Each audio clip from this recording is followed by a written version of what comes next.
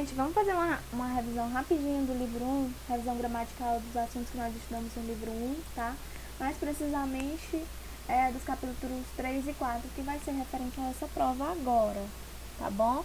Inclusive, vocês encontram ela disponível na plataforma, vai ser colocada na plataforma no decorrer da semana, e também na escola, quando vocês forem entregar o livro para ser colocado o visto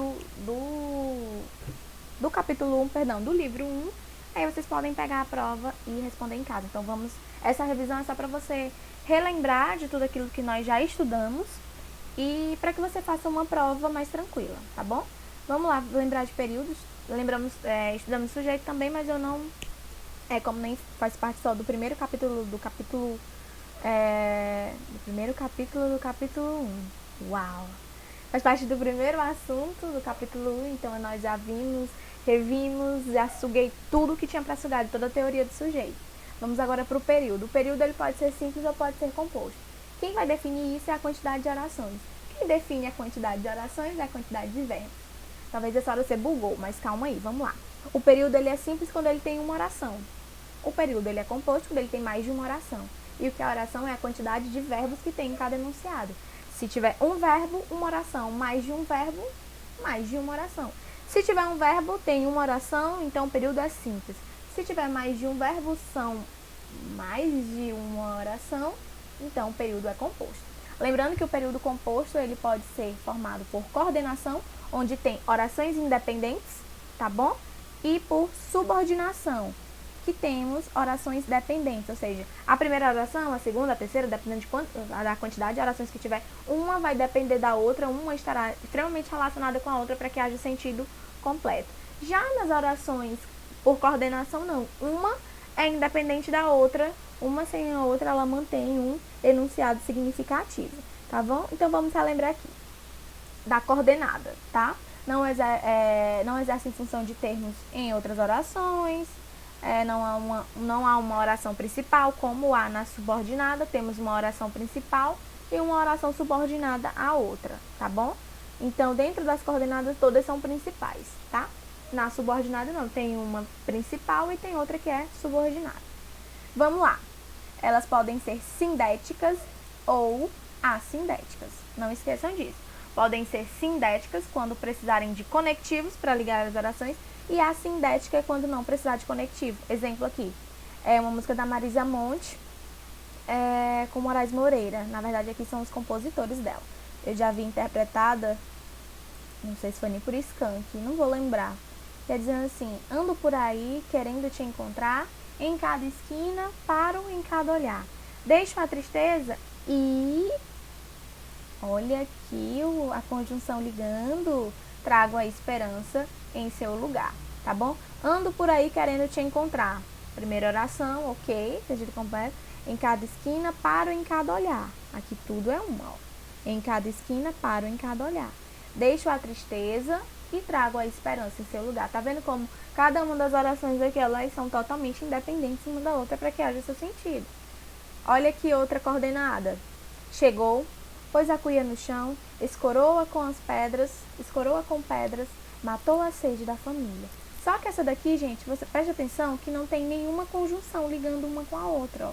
O que nós temos é o auxílio da pontuação. Então, assim, a língua ela é tão perfeita que mesmo sem o auxílio da conjunção para ligar, tem aqui a pontuação exercendo essa função, ok? E assim, a teoria da coesão não falha. A frase continua com, na verdade, o enunciado continua com sentido, mesmo sem os conectores, tá? Olha como a pontuação ela é perfeita. Chegou, pôs a cuia no chão, escoroa com pedras, matou a sede da família. Aqui dá para você ver até uma progressão, né? De uma atitude levando a outra e pá. Então, essa daqui é sindética, porque tem o auxílio da conjunção, e essa é assindética, porque é sem conjunção. E as sindéticas podem ser de 5 tipos. Nós temos a sindética, vou já colocar tudo, para a gente não perder tempo. Nós temos as sindéticas aditivas, adversativas, alternativas, conclusivas e explicativas. Lembram disso? A aditiva, adversativa, alternativa, conclusiva e explicativa. Tudo isso nas orações coordenadas. Lembrando, coordenadas podem ser assindéticas, sem auxílio de conjunção e as sindéticas com auxílio de conjunção. A conjunção ela pode ser aditiva, adicionando uma informação, adversativa, contrariando a informação que foi passada, alternativa, indicando uma opção, alternância, conclusiva, indicando uma conclusão, explicativa, indicando uma explicação. Então, todas as conjunções, elas têm um dever. Gente, a conjunção não tá lá à toa, não foi por sorteio no Instagram, ela tem um dever. Olha aqui as aditivas. Elas fazem trabalhos manuais e dão aulas de piano. Olha aqui a conjunção, orações independentes, então só pode ser coordenada. Por ser coordenada, tá? Tem o auxílio do conector e nesse caso o i está funcionando como uma adição, por isso que ela é sindética, porque por ter o auxílio da conjunção, aditiva. Olha a adversativa. Todos queriam ser aprovados, mas, olha aqui o conector mas, esse conector é um conector adversativo, tá bom? Mas ninguém teve tempo de estudar. Orações independentes, coordenada, tá aqui com auxílio de conjunção, então é sindética. Como essa conjunção indica uma contrariedade da primeira, ou seja, um argumento mais forte, todos queriam ser aprovados. Mas o que realmente importa? Ninguém teve tempo de estudar, ninguém estudou. Pronto. Esse argumento de ninguém ter estudado é mais forte do que ter sido aprovado. É forte essa frase, viu? Alternativas, né? Vocês querem marcar a reunião para hoje ou adiar para a próxima segunda, ok? Orações independentes, coordenadas, tem conjuntor, né? Tem um conector. Se tem, ela é sindética, como indica uma alternância, ela se enquadra dentro da teoria das alternativas. Conclusivas. Paula dedicou-se muito, logo fez um excelente trabalho. Mais uma vez, orações independentes, tem um conector, esse conector indica uma conclusão, então se tem conector é sindética, indica uma conclusão, é sindética conclusiva. Então vamos lá. Explicativa. Fique por aqui, e logo chegarão seus pais. Você pode trocar e colocar o pois, o porquê, que são conectores explicativos. Se tiver o mesmo, se manter a frase o mesmo significado, então pode ficar tranquilo que ela é uma explicativa, tá? Então vamos lá. E tia Paula, e as... Deixa eu ver, eu vou pular tudo isso aqui, gente, senão a gente vai perder muito tempo com umas coisas. E as orações... Deixa eu voltar para esse aqui, ver se tá certo. Pronto. Não voltei primeiro. Tia Paula. Aqui. Vamos lá. A coordenação, ela pode ser assindética e sindética. A sindética pode ser aditiva, alternativa, adversativa, conclusiva, explicativa. E as subordinadas. A subordinação. A subordinada, ela pode ser substantiva, adverbial. Nós zeramos todas as adverbiais. Acho que vocês nem aguentam mais. As adverbiais e as adjetivas, que é o nosso próximo assunto. Acho que até... o final desse mês para o início do outro, nós vamos entrar nas adjetivas, que é muito delicioso estudar a teoria das adjetivas e interessante também. Então, nós estudamos dentro dessas três, que nós vamos estudar todas até o final do ano, mas dentro dessas três nós estudamos as adverbiais. Lembram das adverbiais que vão indicar 5 circunstâncias? Lembram? Vamos lá. E depois elas podem ser reduzidas de formas nominais, que é infinitivo, gerúndio e particípio. Então, vamos lá. As orações subordinadas. As orações subordinadas. Gente, isso vai aparecer. Eu não sei o que é isso. As orações subordinadas, gente, aqui é orações subordinadas, se dividem em substantivo, adjetivo e adverbial.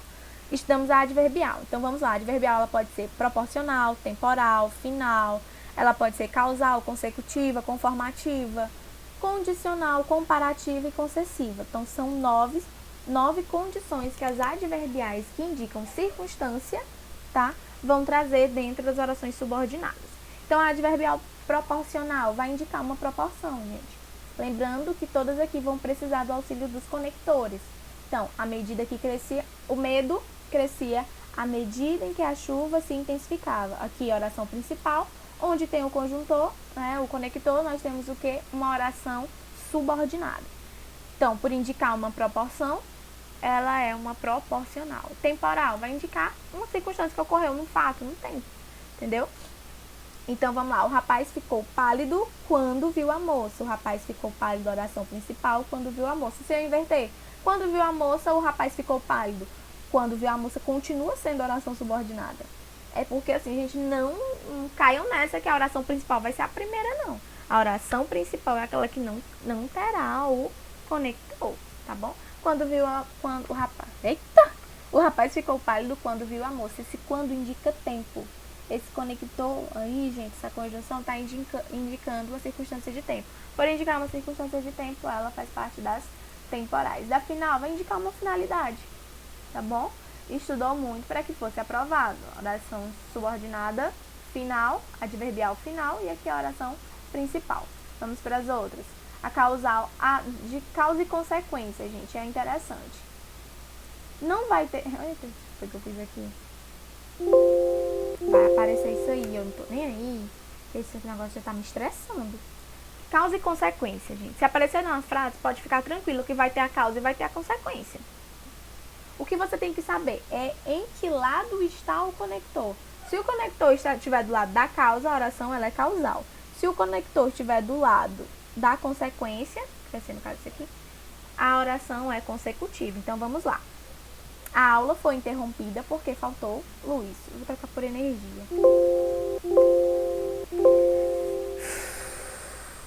Meu Deus, que coisa chata. Por que faltou energia? Porque faltou energia a causa, não ter aula foi a consequência. Então, o conector está do lado de quem? Da causa, por isso que ela é causal, consecutiva. O professor falou tanto que ficou rouco. A causa, ele falar muito, gritar, né? Como a tia Paula.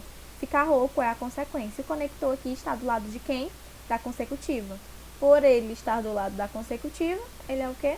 Uma oração adverbial com consequência. Nós já estudamos esse quezinho aqui, né, gente? Nos pronomes relativos, que ele pode ser tanta coisa na vida dele. Então, a conformativa vai indicar, gente, uma relação adequada de conformidade. Segundo, conforme, de acordo. Vai indicar uma conformidade segundo alguém ou alguma coisa, né? Tudo terminou conforme tínhamos visto. Conforme tínhamos visto, terminou. Então, tudo terminou a oração principal, conforme tínhamos visto a oração subordinada adverbial conformativa. Então, vamos lá para a condicional. Deliciosa vai indicar uma condição. Iremos ao clube caso não chova ou se não chover. Tudo isso aqui indica uma condição comparativa. Indica uma comparação de... Essa comparação ela pode ser de igualdade, superioridade ou de inferioridade. Fiquem atentos, porque a comparativa, se é subordinação, gente, ela vai ser do período composto. Porque tanto a coordenação como a subordinação só ocorrem em períodos compostos. Então, assim, aqui se o aluno não for esperto, ele vê que só vai ter um quê? Um verbo. Ele ronca igual um porco. Tia Paula que só tem um verbo, ó. Se é um verbo, é uma oração. Se ela não disse bem aí que é um verbo, é uma oração, então...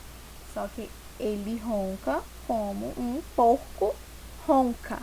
Se ronca aqui, gente, tá o quê? Subentendido. Essa questão aqui é deliciosa. As comparativas, elas são um pouco mais complicadas, porque o verbo, o segundo verbo, para indicar um período composto, ele vai estar implícito. Delícia, né? Eu gosto muito disso aqui. A consecutiva vai admitir uma condição contrária, só que mais fraca do que a adversativa. Lembrando que a adversativa é do período coordenado, tá bom? Período coordenado. A consecutiva é do período subordinado. Não esqueçam disso. Amanhã haverá aula, embora seja sábado, tá bom? Certo? E aqui ter uma pausazinha. Eu acho que vocês já tem tudo no caderninho de vocês. Aqui são as principais conjunções, a tabela das conjunções das adverbiais, tá bom? Você entendendo a frase, entendendo a conjunção, você não vai errar. E aí, terminou? Não. Nós entendemos que depois elas podem ser o quê? Reduzidas. Para quando é que eu utilizo essa reduzida? Meu Deus do céu, o que eu faço com isso aqui? Eu sei que vocês estão mais irritados do que eu, gente, mas aguentem firmes, porque vai dar tudo certo. Tá bom? Se ela vai aparecer de novo, será que vai aparecer de novo?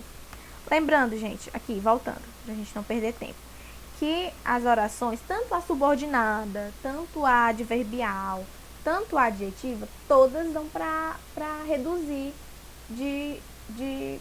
pra reduzir, né? As orações reduzidas. Essas aqui que eu mostrei pra vocês, elas são o quê? Desenvolvidas. Quando eu reduzo, eu vou reduzir as formas nominais, que é gerúndio, infinitivo e particípio. Gerúndio, infinitivo e particípio. Então, vamos lá aqui. Orações subordinadas reduzidas. A gente vai reduzir as que a gente está estudando. que é o que? As adverbiais. Orações subordinadas reduzidas. Quando terminou a prova, permaneceu na sala. Como é que eu vou reduzir? Você identifica o conector. Identificou o conector, você vai fazer o seguinte, você vai buscar o verbo depois do conector, que é no caso, terminou. Então, é esse verbo aqui que vai para uma das formas nominais. Essa frase em questão, ela pode ir para as três que mantêm o mesmo sentido. Só que você vai ter que ficar atento que nem todas dá para ir para as três, gerúndio, infinitivo, particípio, e alterar o sentido. Se alterar o sentido, gente, não vai. Você tem que reduzir mantendo o sentido. Aqui numa relação de tempo, vai ter que continuar sendo relação de tempo.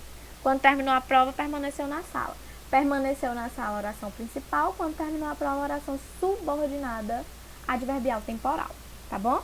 Então, tanto faz a ordem. Permaneceu na sala quando terminou a prova, ou quando terminou a prova, permaneceu na sala, vai ficar do mesmo jeito. Então, como é que a gente vai reduzir? Como eu já expliquei pra vocês. Identifica o conector e o verbo após o conector. Então, esse verbo que vai aqui para uma das terminações. Vamos colocar no gerúndio. Terminando a prova, permaneceu.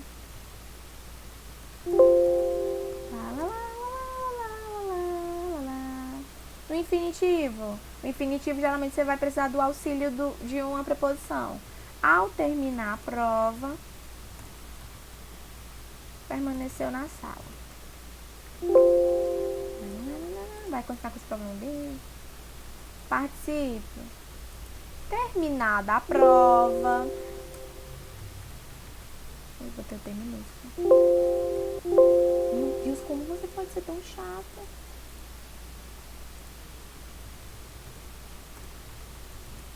Aí você continua. Permaneceu na sala. Meu Deus do céu. Eu vou ter que parar esse vídeo não, gente. Vou não, que eu já tô terminando. Tá? Olha aqui. Gerúndio. Deixa eu dar aqui. Gerúndio, infinitivo e participe. Já posso inverter? Posso começar com... vai, coisinha.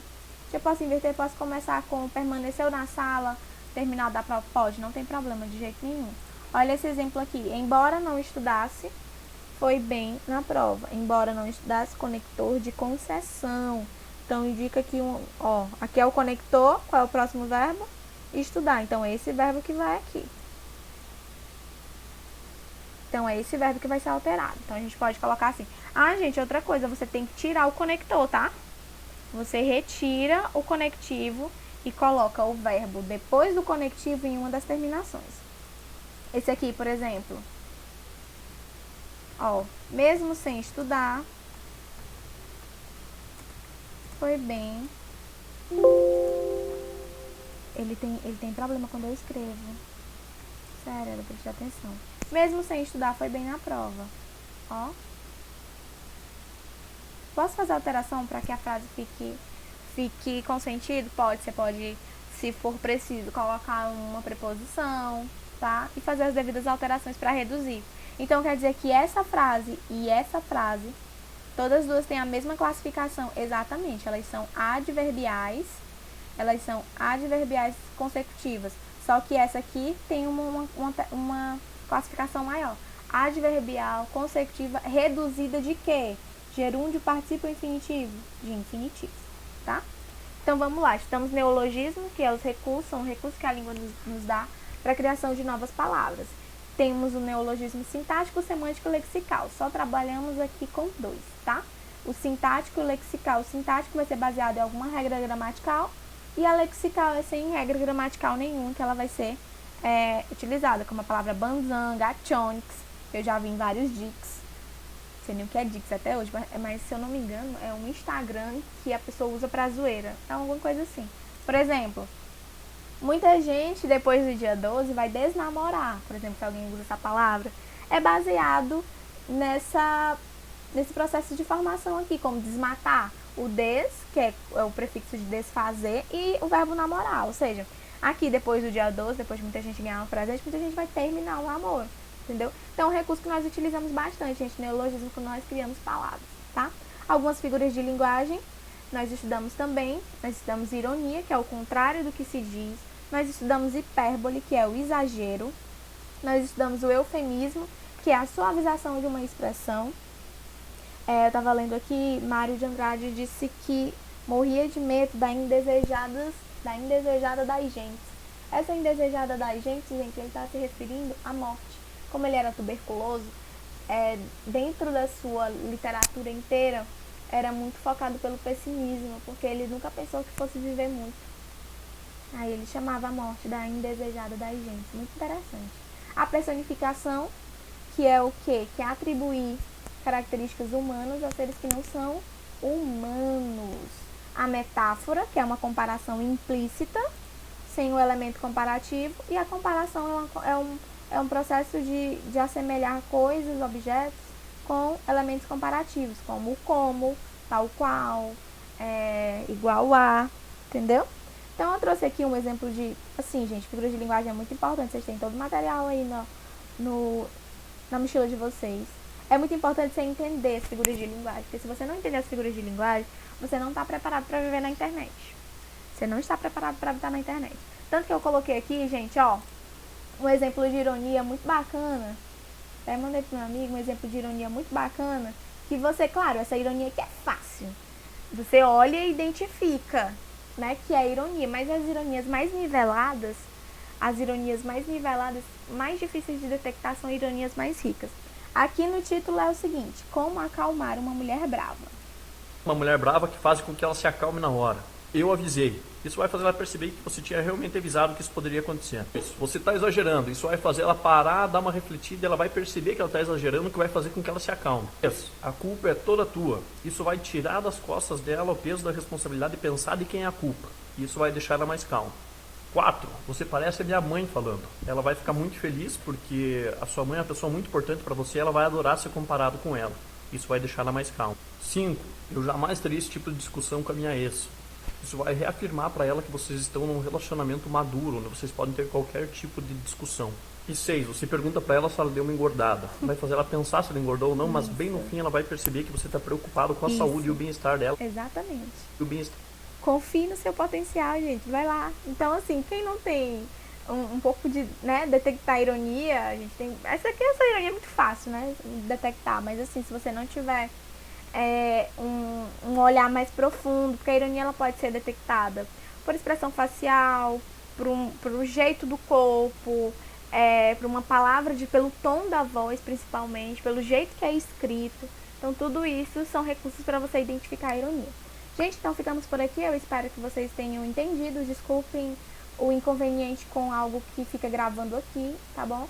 Eu espero no próximo vídeo não acontecer. Então, beijo pra vocês e boa prova!